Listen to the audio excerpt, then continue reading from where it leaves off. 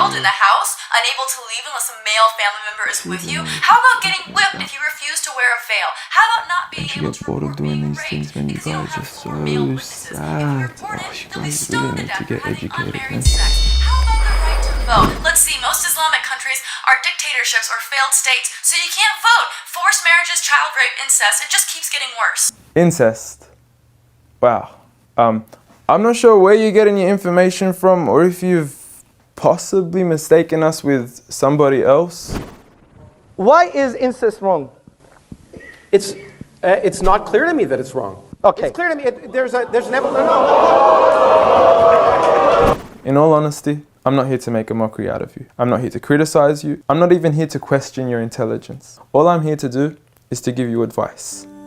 As someone who sincerely wishes the best for you and wishes the best for all of humanity, as a Muslim should be. The first advice I give to you is, please, if you want to talk about Islam, know what you're talking about. Don't be talking about some random news topic that has nothing to do with Islam. If you want to judge Islam, judge it for what's in here and on the Prophet Muhammad, peace be upon him. Speaking of the Prophet Muhammad, peace be upon him, I noticed your failed attempt at trying to draw him. I know it's worked for many others and it's made them really, really famous before, and I'm not sure if that's what you were trying to do, but please, give it up. I honestly want you to stop wasting your time and rather spend your time wisely in trying to find out who this man is. Find out what made this man the most influential man in the world. Find out what made this man one of the greatest lawgivers, the greatest lawgiver of all time.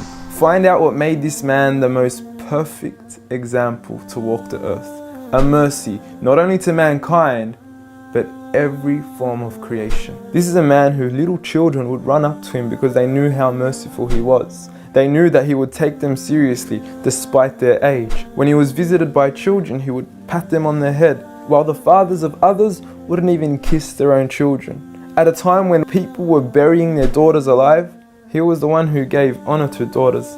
He was the one who gave honor to women. He was the one who promised paradise for the one who raised one daughter righteously.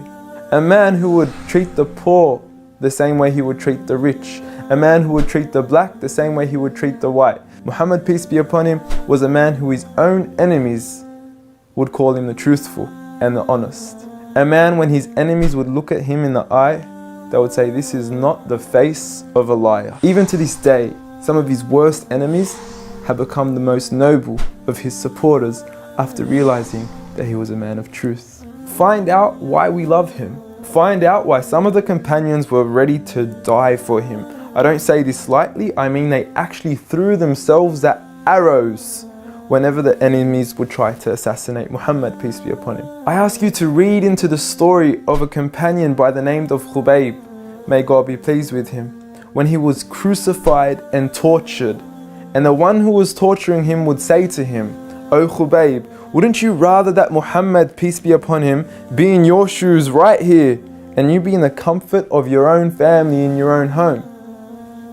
He responded by saying, "I would rather be here and die than to see a thorn prick the foot of Muhammad, peace be upon him." I want you to ask yourself, why are there 1.7 billion people today all across the world that are eager to implement the way he lived to the absolute core? From the way we enter the bathroom, to the way we would govern an entire country, to the way we dress, to the way we eat, to the way we even sleep on our right side.